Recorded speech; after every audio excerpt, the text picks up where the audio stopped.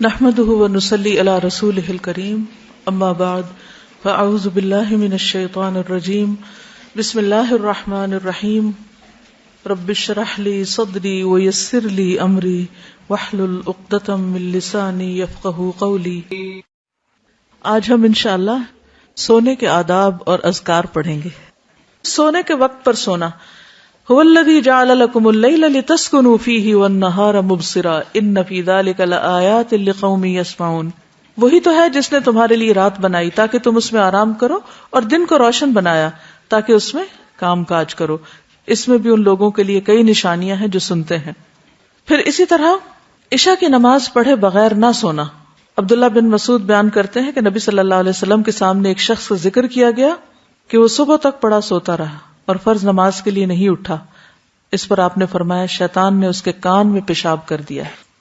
نماز عشاء میں سستی کو منافقت کی علامت قرار دیا گیا ہے۔ حضرت ابو ہریرہ سے روایت ہے کہ رسول اللہ صلی اللہ علیہ وسلم نے فرمایا منافقوں پر فجر اور عشاء کی نماز سے بھاری کوئی نماز نہیں ہوتی۔ نماز وتر کا اہتمام کرنا۔ نماز وتر رات کی آخری نماز ہے۔ اندیشہ ہو کہ تہجد کے لیے بیدار نہ ہو سکیں گے تو وتر پڑھ کے سوئیں۔ پھر اسی طرح حدیث میں آتا ہے کہ جسے اندیشہ ہو کہ وتر پڑھنے کے لیے رات کے آخری حصے میں نہیں اٹھ سکے گا اسے رات کے پہلے حصے میں عشاء کے بعد وتر پڑھ لینی چاہیے۔ نماز عشاء کے بعد سونے میں تاخیر نہیں کرنی چاہیے سوائے اس کے کہ ذکر الہی یا علمی گفتگو یا دینی مذاکرہ ہو۔ گھر والوں سے ضروری بات کے لیے جاگا جا سکتا ہے۔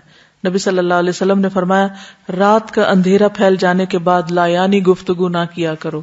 اور ہمارے اکثر پروگرامز اور جو کچھ ہم دیکھتے سنتے ہیں یا جو کچھ ہوتا ہے وہ عام طور پر لایانی ہی ہوتا ہے۔ ابو برزہ اسلمی کہتے ہیں کہ آپ صلی اللہ علیہ وسلم عشاء میں تاخیر پسند فرماتے لیکن اس سے پہلے سونے کو اور اس کے بعد باتوں کو ناپسند کرتے۔ بسم اللہ پڑھ کر گھر کے دروازے بند کر دینے چاہیے کیونکہ حدیث میں آتا ہے کہ دروازوں کو بند کر لیا کرو اور اللہ کا نام لے لیا کرو کیونکہ شیطان بند دروازے نہیں کھولتا۔ سونے سے قبل آگ وغیرہ بجھا دینی چاہیے، خصوصاً سردی کے موسم میں گیس کے ہیٹرز وغیرہ بند کر دینے چاہیے۔ نبی صلی اللہ علیہ وسلم نے فرمایا جب سونے لگو تو گھر میں آگ کھلی نہ چھوڑو۔ آپ نے فرمایا ابن عباس سے روایت ہے کہ ایک بار ایک چوہیا چراغ کی بتی گھسیٹتی ہوئی لے آئی اور رسول اللہ صلی اللہ علیہ وسلم کے سامنے چٹائی پر ڈال دی جس پر آپ تشریف فرما تھے، اور ایک درہم کے برابر جگہ بھی جل گئی۔ تو آپ نے فرمایا جب تم سونے لگو تو اپنے چراغ بجھا دیا کرو، یعنی آگ کھلی نہیں رہنی چاہیے کیونکہ ہو سکتا ہے کہ شیطان جو ہے وہ گھروں میں آگ لگانے کی کوشش کرے۔ شیطان اس قسم کی مخلوق کو آگے لگا لیتا ہے اور تمہارے گھروں میں آگ لگا دیتا ہے۔ نبی صلی اللہ علیہ وسلم نے فرمایا آگ دشمن ہے اس لیے اس سے بچو۔ ابن عمر رات کو سونے سے پہلے اپنے گھر میں جہاں بھی آگ جل رہی ہوتی تھی بجھا کر سوتے تھے۔ ایسی جگہ سونے سے پرہیز کرنا چاہیے جہاں تازہ ہوا نہ آئے۔ ایسی چھت پہ نہیں سونا چاہیے جہاں منڈیر نہ ہو۔ رسول اللہ صلی اللہ علیہ وسلم نے فرمایا جو شخص کسی ایسی چھت پہ سوئے جس کے گرد کوئی منڈیر یعنی دیوار وغیرہ نہ ہو تو اس سے ذمہ اٹھ گیا، یعنی وہ اٹھ کے بازلوں کو چلنے کی عادت ہوتی اور چھت سے نیچے جا گرا مر گیا تو پھر اس کا اپنا قصور ہے۔ پھر اسی طرح تنہا گھر میں نہیں سونا چاہیے، بالکل آل الون۔ ابن عمر سے مروی ہے کہ نبی صلی اللہ علیہ وسلم نے تنہا رات گزارنے سے منع فرمایا ہے۔ کچھ بھی ہو سکتا ہے رات کو انسان کو، تو کوئی نہ کوئی آس پاس ہونا چاہیے۔ برا بن عازب کہتے ہیں کہ نبی صلی اللہ علیہ وسلم نے فرمایا جب تم رات کو بستر پر لیٹو تو نماز کی طرح وضو کر لیا کرو، یعنی سونے سے پہلے وضو کر کے سونا چاہیے کیونکہ اس کے بارے میں آتا ہے کہ جو شخص باوضو رات کو سوتا ہے اس کے بستر میں فرشتہ رات گزارتا ہے۔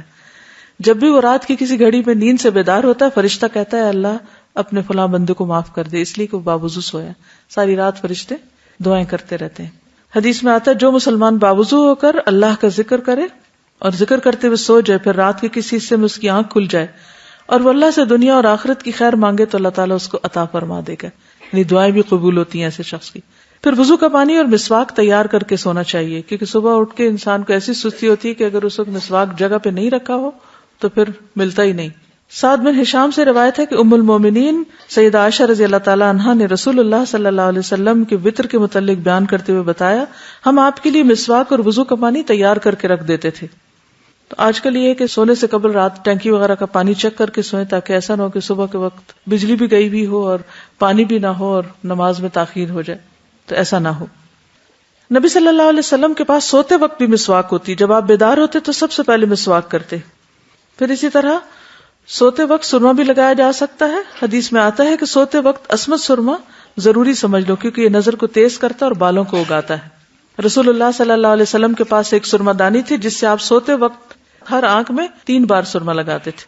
ابو ہریرہ سے روایت ہے رسول اللہ صلی اللہ علیہ وسلم نے فرمایا کہ جب تم میں سے کوئی بستر پہ جائے تو اپنے تہبند کا کونا پکڑے اور اس سے اپنا بستر جھاڑے، یعنی بستر جھاڑ کے لیٹے، بسم اللہ پڑھے، کیونکہ وہ نہیں جانتا کہ اس کے بعد اس کے بستر پر کون آیا. یعنی دن میں اب آپ یہاں ہیں، جیسے ادھر ادھر کام کر رہے ہیں تو آپ کو نہیں پتا بستر پہ کیا چیز چڑھ کے سو رہی ہے، تو جب سونے لگے تو ایک دفعہ بستر کو جھاڑ لیں.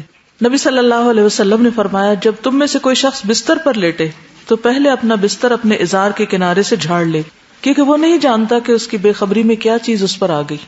آپ صلی اللہ علیہ وسلم نے فرمایا جو شخص اپنے بستر پر جانے لگے تو اسے چاہیے کہ وہ اپنے کپڑے کے کنارے سے اسے 3 مرتبہ جھاڑ لے، یعنی اپنا دوپٹہ لے کے یا کسی بھی چیز سے اس کو اچھی طرح جھاڑ لیں، یا ویسے ہاتھ سے بھی جھاڑ سکتے ہیں. پھر یہ کہ زیادہ آرام دہ بستر نہ استعمال کریں.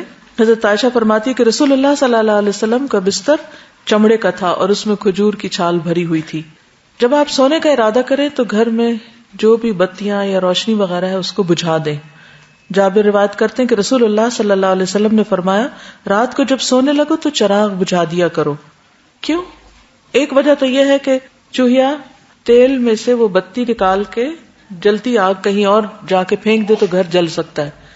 ایک اور ریزن بھی ہو سکتی ہے روشنی گل کرنے کی، انرجی سیو کرنے کے علاوہ اس میں ہیلتھ کا ایک بہت اہم نقطہ چھپا ہوا ہے.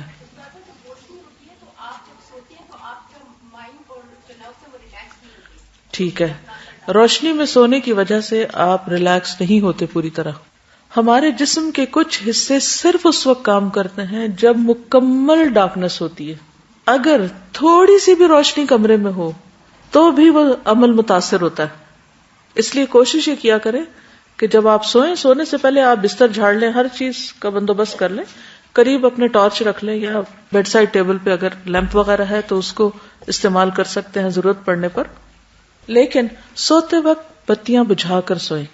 کچھ لوگ ڈرتے رہتے ہیں اور وہ روشنی کر کے سوتے ہیں، اور سونے کے باوجود ان کی تھکاوٹ نہیں اترتی کیونکہ آپ پوری طرح ریلیکس ہی نہیں ہوتے. اس پر آپ مزید پڑھ بھی سکتے ہیں، ریسرچ کر سکتے ہیں کہ ٹوٹل ڈارک میں سونا کیوں ضروری ہے. پھر دائیں کروٹ سونا، اگر بعد میں کروٹ بدلنی پڑے تو بدل سکتے ہیں، یہ نہیں کہ ساری رات ایک ہی کروٹ پہ سوئیں، لیکن آغاز میں دائیں طرف ہی ہو. رسول اللہ صلی اللہ علیہ وسلم نے برا بن عازب کو نصیحت کی جب تم سونے کے لیے اپنے بستر پر آؤ تو نماز جیسا وضو کرو اور اپنے دائیں پہلو پر لیٹ جاؤ. ابو قتادہ کہتے ہیں کہ جب رسول اللہ صلی اللہ علیہ وسلم دوران سفر رات کے وقت پڑاؤ کرتے تو اپنی دائیں کروٹ لیٹتے، اور اگر صبح سے کچھ دیر پہلے پڑاؤ کرتے تو اپنے بازو کو کھڑا کرتے اور ہتھیلی پر اپنا چہرہ رکھتے، نہیں نیچے رکھ کے نہیں سوتے بلکہ بازو کھڑا کر کے سوتے. کیوں؟ تاکہ زیادہ گہری نیند نہ سو جائیں، نماز کے لیے اٹھ سکیں. دایاں ہاتھ رخسار کے نیچے رکھنا، یعنی سوتے وقت نہ صرف یہ کہ دائیں کروٹ ہو بلکہ دایاں ہاتھ دائیں گال کے نیچے ہو. سیدنا حذیفہ نے فرمایا کہ رسول اللہ صلی اللہ علیہ وسلم جب رات کو بستر پر لیٹتے تو اپنا ہاتھ رخسار کے نیچے رکھتے تھے. سیدہ حفصہ کہتی ہے کہ رسول اللہ صلی اللہ علیہ وسلم جب سونے کا ارادہ فرماتے تو اپنا دایاں ہاتھ رخسار کے نیچے رکھ لیتے، پھر 3 مرتبہ فرماتے اللہم قنی عذابک یوم تبعث عبادک، اے اللہ مجھے اپنے عذاب سے بچا لینا جس دن تو اپنے بندوں کو اٹھائے گا، یعنی قیامت کے دن. تجربات سے یہ بات پتہ چلتی ہے کہ دائیں ہتھیلی اور رخسار کے ملنے سے، یعنی دائیں ہتھیلی اور رخسار یعنی 2 جگہوں کے ملنے سے دماغ کا دایاں حصہ متحرک ہو جاتا ہے. اس طرح دوران خون تحریک کا سلسلہ شروع ہو جاتا ہے، یعنی سرکولیشن بہتر ہوتی ہے. اس عمل کے دوران زائد اور مضر چربی LDL وہ زائل ہو جاتی ہے، جس سے اعصاب پرسکون ہوتے ہیں اور نیند بھی پرسکون ہوتی. تو ہر چیز میں ایک حکمت ہے، لیکن ہم اس سے بڑھ کر سنت کی پیروی کریں گے. پھر پیٹ کے بل الٹا ہو کر نہ لیٹیں. ابو ہریرہ رضی اللہ عنہ سے روایت ہے کہ رسول اللہ صلی اللہ علیہ وسلم نے ایک آدمی کو پیٹ کے بل لیٹے ہوئے دیکھا تو فرمایا اس طرح پیٹ کے بل لیٹنا اللہ تعالیٰ کو پسند نہیں. ابو ذر رضی اللہ عنہ سے روایت ہے کہ میں پیٹ کے بل لیٹا ہوا تھا، نبی صلی اللہ علیہ وسلم میرے پاس سے گزرے، مجھے قدم مبارک سے ٹھوکا دیا اور فرمایا اے پیارے جنیدب، یہ اہل جہنم کے لیٹنے کا انداز ہے، یعنی ایسے مت لیٹو. منہ لپیٹ کر نہ سونا، کچھ لوگ رضائی کے اندر منہ رکھ کے سوتے ہیں، اس سے کیا نقصان ہوتا ہے؟ آکسیجن نہیں ملتی اور کاربن ڈائی آکسائڈ ہی انہیل کرتے رہتے ہیں بار بار. اب ساری رات اگر یہی کام کریں گے تو صبح فریش کیسے اٹھیں گے؟ پھر اللہ کا ذکر کرنا. نبی صلی اللہ علیہ وسلم نے فرمایا جو آدمی اپنے بستر پر آئے لیکن اللہ کا ذکر نہ کرے وہ بھی اس کے لیے باعث حسرت ہوگا، یعنی بستر اس کے خلاف گواہی دے گا. عبداللہ بن مسعود کہتے ہیں کہ اللہ کا ذکر کرتے وقت نیند کا آنا شیطان کی طرف سے ہے، یعنی اللہ کے ذکر کے دوران سونا شیطان کی طرف سے. اگر چاہو تجربہ کر کے دیکھ لو، اور جب تم میں سے کوئی سونے کا ارادہ کرے تو اللہ تعالیٰ کا ذکر کرے. تسبیحات فاطمہ پڑھنا یہ ہر تھکاوٹ کا علاج بھی ہے. سیدنا علی سے روایت ہے کہ فاطمہ رضی اللہ تعالیٰ عنہا کے ہاتھوں میں چکی پیسنے کی وجہ سے تکلیف ہو گئی، گٹھے پڑ گئے، تو وہ اس کی شکایت لے کر نبی صلی اللہ علیہ وسلم کی خدمت میں حاضر ہوئی، کیونکہ انہیں پتا چلا تھا کہ آپ کے پاس کچھ غلام آئے ہیں، لیکن ان کی ملاقات نبی صلی اللہ علیہ وسلم سے نہ ہو سکی. اس لیے حضرت فاطمہ نے حضرت عائشہ سے اس بات کا ذکر کیا. جب آپ گھر تشریف لائے تو حضرت عائشہ نے اس کا تذکرہ کیا. حضرت علی بیان کرتے ہیں پھر آپ ہمارے ہاں تشریف لائے، ہم اس وقت اپنے بستروں پر لیٹ چکے تھے، ہم نے اٹھنا چاہا تو آپ نے فرمایا تم دونوں لیٹے رہو. پھر آپ میرے اور فاطمہ کے درمیان بیٹھ گئے. میں نے آپ صلی اللہ علیہ وسلم کے قدموں کی ٹھنڈک اپنے پیٹ پر محسوس کی. پھر آپ نے فرمایا تم دونوں نے جو چیز مجھ سے مانگی ہے کیا میں اس سے بہتر چیز نہ دوں، کیا اس سے بہتر بات نہ بتاؤں؟ جب تم اپنے بستر پر لیٹ جاؤ تو 33 بار سبحان اللہ، 33 بار الحمدللہ اور 34 بار اللہ اکبر کہو، یہ تمہارے لیے خادم سے زیادہ بہتر ہے. اس میں کیا سیکھنے کی بات ہے کہ جب بچے کو مطالبہ لے کر آئے تو کیا کرنا چاہیے؟ ان کی توجہ اس سے بہتر بات کی طرف کر دینی چاہیے. یعنی اگر آپ نے کچھ نہ دینا ہو تو ایک اچھی بات ہی بتا دیں. عموماً ہم کیا کرتے ہیں جب ہم بچوں کو کچھ دینا نہیں چاہتے تو پھر کیا کرتے ہیں؟ ڈانٹ ڈپٹ کو بھیج دیتے ہیں. تو بہتر ہے کہ کوئی اچھی بات بتا دیں ان کو. آیت الکرسی پڑھنا. آیت الکرسی شیطان سے محفوظ رکھنے والی آیت ہے. وہ مشہور روایت جس میں سیدنا ابی ابن کعب اپنے والد سے روایت کرتے ہیں کہ ان کے کھجوروں کے کھیت تھے، وہ اس میں کمی دیکھتے، یعنی ان کی چوری ہوتی تھی. ایک رات انہوں نے چور پکڑ لیا. وہ ایک جانور سے مشابہ ایک نوعمر لڑکا تھا، جانور جیسی شکل تھی. انہوں نے سلام کیا تو اس نے جواب دیا. پوچھا تم کون ہو، جن ہو یا انسان؟ اس نے کہا میں جن ہوں. انہوں نے کہا اپنا ہاتھ میری طرف بڑھاؤ. اس نے اپنا ہاتھ بڑھایا. اس کا ہاتھ کتے کے ہاتھ کی طرح تھا، بال کتے کے بال کی طرح تھے. انہوں نے پوچھا کیا اس طرح جنوں کی تخلیق ہوئی، یعنی ایسی شکل ہوتی ہے؟ اس نے کہا میں یہ جانتا ہوں کہ جنوں میں مجھ سے زیادہ شدید اور کوئی نہیں. یعنی یہ نہیں بتایا لیکن کہا کہ میں ایک قوی جن ہوں. انہوں نے کہا تم میرے پاس کیوں آئے؟ اس نے کہا مجھے خبر ملی ہے کہ تم صدقہ کرنا بہت پسند کرتے ہو تو میں تمہارے کھانے میں سے اپنا حصہ لینے آیا ہوں. انہوں نے کہا کیا چیز تم سے بچا سکتی ہے؟ اس نے کہا وہ آیت جو سورۃ البقرہ میں ہے، یعنی آیت الکرسی. لفظ نہیں آیت الکرسی بولا. جو کوئی اس کو رات کے وقت پڑھے گا وہ صبح تک مجھ سے پناہ میں رہے گا، اور جو صبح اسے پڑھے گا وہ رات تک مجھ سے پناہ میں رہے گا. پھر جب صبح کو انہوں نے اس بات کا ذکر نبی صلی اللہ علیہ وسلم سے کیا تو آپ نے فرمایا اس خبیث نے سچ کہا. آپ کی تو نہیں کبھی چوری ہوئی؟ کوئی چیز کم تو نہیں ہوئی؟ عام طور پر جب کوئی چیز چوری ہو جاتی ہے یا کم ہو جاتی ہے تو ہم صرف انسانوں پر ہی شک کرتے ہیں. اس میں ایک احتمال یہ بھی رکھیے کہ شیاطین ہیں یا شیطانوں کے چیلے ہیں جو یہ کام کرتے ہیں. تو ان سب سے بچنے کے لیے کیا کرنا چاہیے؟ جی ہاں،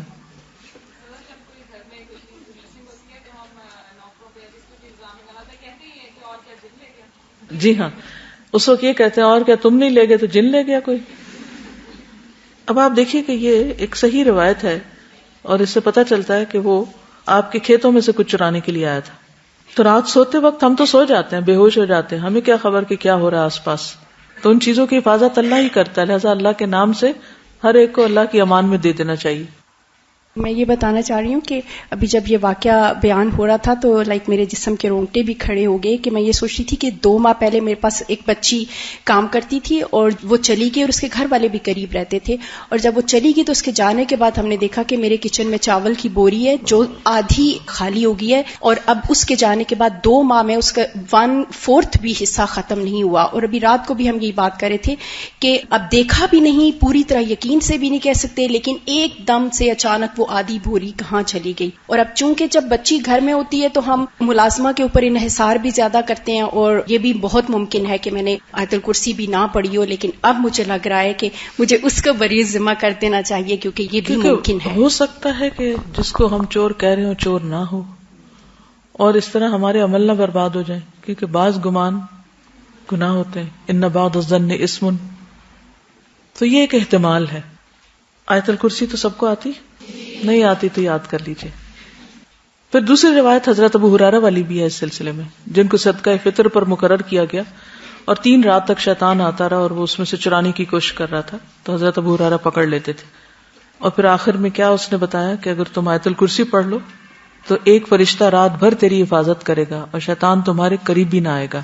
نبی صلی اللہ علیہ وسلم کو جب یہ بات پتہ چلی تو آپ نے فرمایا ہاں اس نے تجھ سے سچی بات کہی لیکن وہ خود جھوٹا ہے.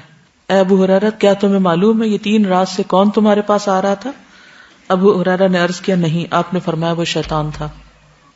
یہ صحیح بخاری کی روایت ہے. تو اس میں ہم میں سے ہر ایک کو اپنے سامان کی حفاظت کے لیے کیا کرنا چاہیے؟ آیت الکرسی پڑھنی چاہیے. چوروں پہ نظر ضرور رکھنی چاہیے لیکن دوسرے چور بھی ہو سکتے ہیں. پھر سورۃ البقرہ کی آخری 2 آیات. سیدنا ابو مسعود بدری سے روایت ہے کہ رسول اللہ صلی اللہ علیہ وسلم نے فرمایا سورۃ البقرہ کی آخری 2 آیتیں جو کوئی رات کو پڑھ لے گا وہ اس کو کافی ہو جائیں گی. کون سی ہیں وہ 2؟ آمن الرسول بما انزل. نعمان بن بشیر سے روایت ہے کہ نبی صلی اللہ علیہ وسلم نے فرمایا کہ اللہ تعالیٰ نے آسمان و زمین پیدا کرنے سے 2000 برس پہلے ایک کتاب لکھی. اس کتاب میں سے 2 آیات اتاری جن کے ساتھ سورۃ البقرہ کو ختم کیا گیا. جس گھر میں 3 رات یہ آیات پڑھی جائیں شیطان اس کے قریب نہیں آتا. سورۃ الکافرون رات کو سوتے وقت پڑھنی چاہیے. فروہ بن نوفل اپنے والد سے روایت کرتے ہیں کہ نبی صلی اللہ علیہ وسلم نے نوفل سے فرمایا قل یا ایھا الکافرون پڑھو اور اسی پر بات چیت ختم کر کے سو جاؤ، یعنی اس کے بعد اور باتیں نہیں کرو. بے شک اس میں شرک سے برات کا اظہار ہے. یعنی اس حال میں پھر اگر انسان دنیا سے رخصت ہو جائے تو گویا وہ شرک سے بری ہو کر رخصت ہوا. سورۃ الاخلاص اور معوذتین بھی پڑھیں. ابو الدرداء سے روایت ہے کہ رسول اللہ صلی اللہ علیہ وسلم نے فرمایا کیا تم اس سے عاجز ہو کہ ہر رات 1/3 قرآن پڑھ لو؟ صحابہ نے عرض کیا 1/3 قرآن کس طرح پڑھیں؟ آپ نے فرمایا قل هو اللہ احد 1/3 قرآن کے برابر ہے. یعنی رات کو سوتے وقت انسان اسے بھی پڑھ لے.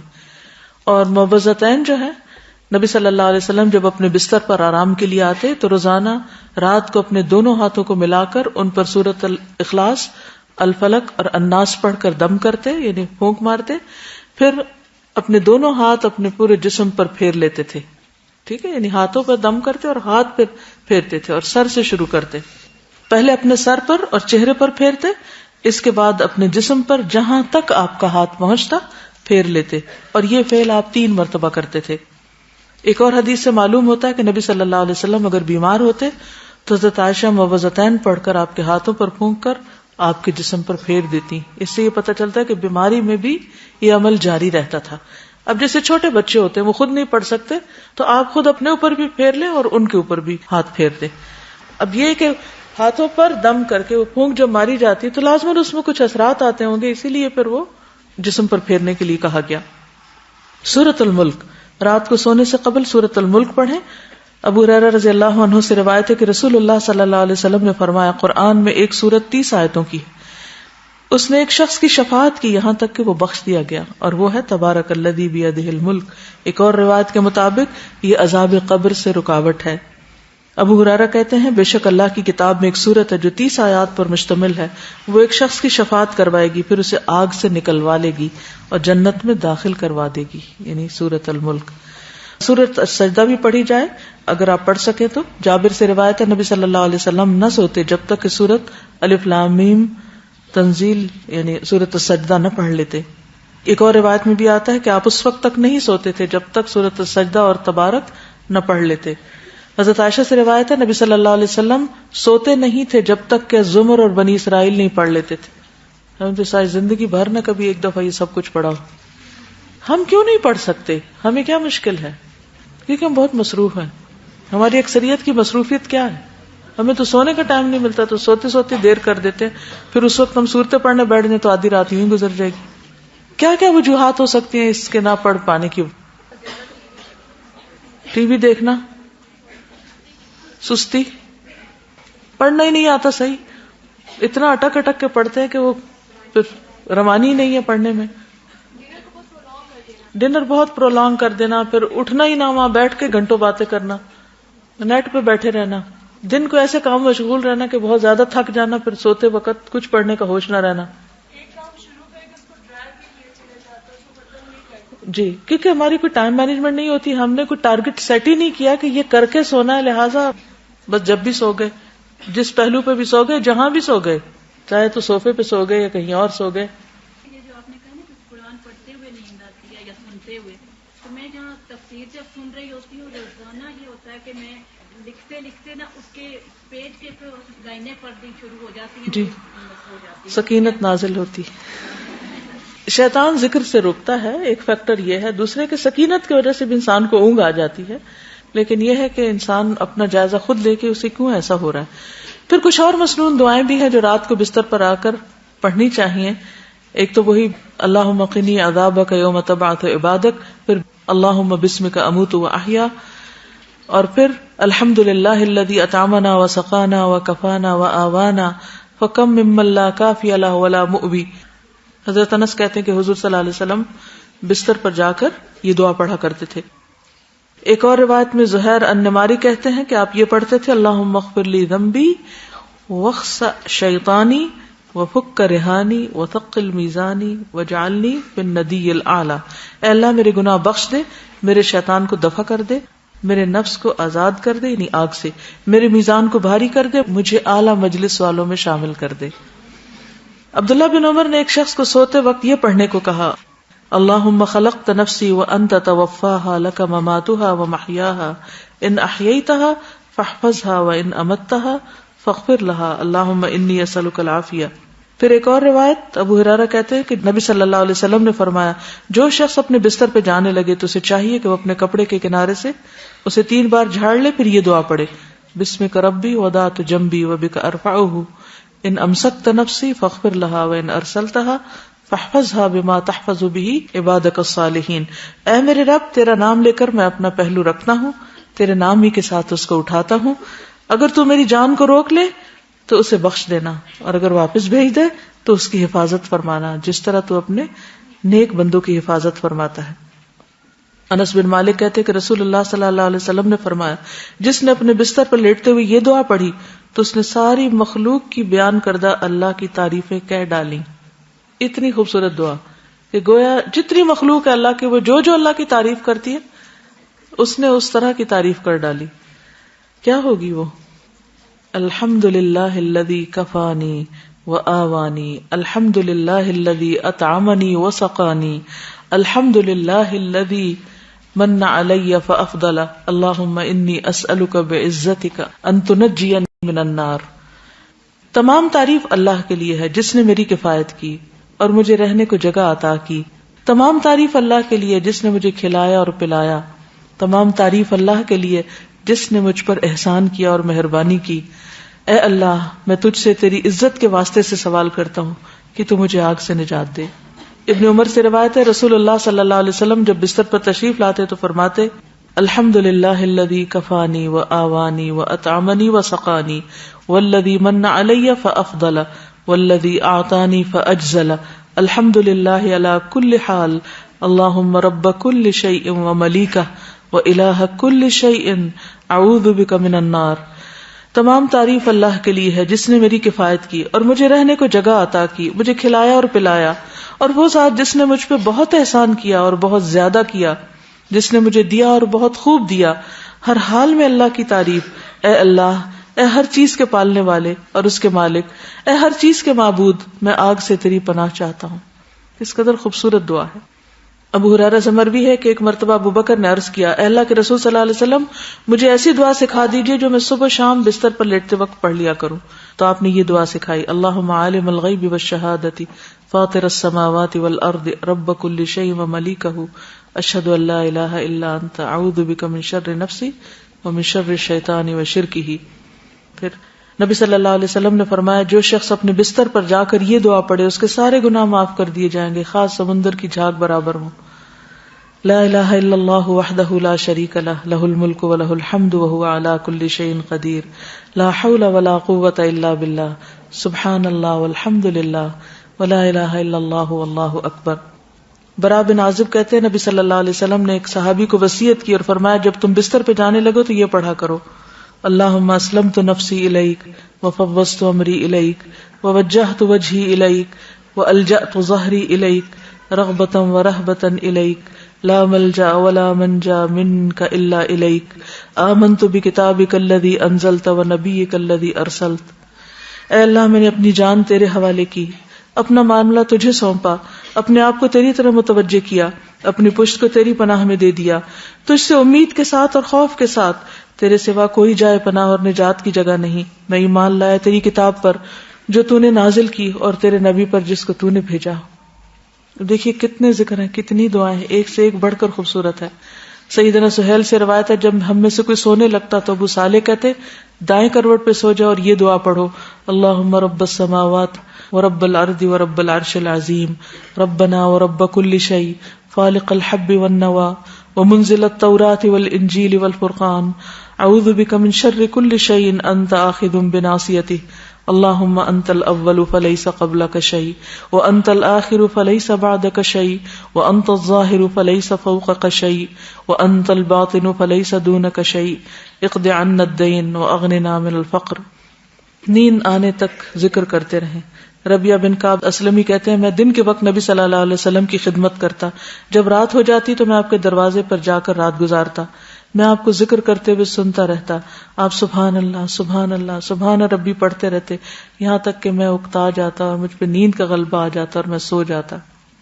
رات کو پہلو بدلتے وقت لا الہ الا اللہ الواحد القہار رب السماوات والارض وما بینہما العزیز الغفار. رات آنکھ کھل جائے لا الہ الا اللہ وحدہ لا شریک لہ لہ الملک ولہ الحمد وہو علی کل شیء قدیر الحمد للہ وسبحان اللہ ولا الہ الا اللہ واللہ اکبر ولا حول ولا قوة الا باللہ. پھر کہے اللہم اغفر لی، یا کوئی دعا کرے تو اس کی دعا قبول ہوگی. اگر بستر سے اٹھ کر وضو کرے اور نماز پڑھے تو نماز قبول ہوگی. پھر برا خواب آ جائے تو دعا پڑھیے اعوذ باللہ من شر الشیطان وشرہا. پھر نیند میں ڈر جانے پر بھی دعا پڑھیں اعوذ بکلمات اللہ التامات من غضبہ وعقابہ وشر عبادہ ومن ہمزات الشیاطین وان یحضرون. زبانی یاد کر لیں ورنہ رات کو اٹھ کے لائٹ آن کر کے کہاں سے ڈھونڈ کے پڑھیں گے. نیند میں ڈر جائیں تو پڑھیں اعوذ بکلمات اللہ التامات من غضبہ وعقابہ وشر عبادہ ومن ہمزات الشیاطین وان یحضرون. پھر اسی طرح خالد بن ولید کہتے ہیں میں رات کو نیند میں گھبرا جایا کرتا تھا تو نبی صلی اللہ علیہ وسلم کی خدمت میں حاضر ہوا تو میں نے عرض کی میں رات کو نیند میں ڈر جاتا ہوں تو میں اپنی تلوار اٹھا لیتا ہوں اور جو چیز سامنے آتی ہے اسے مار ڈالتا ہوں. آپ نے فرمایا کیا میں تمہیں وہ کلمات نہ سکھاؤں کہ جو روح الامین نے مجھے سکھائے؟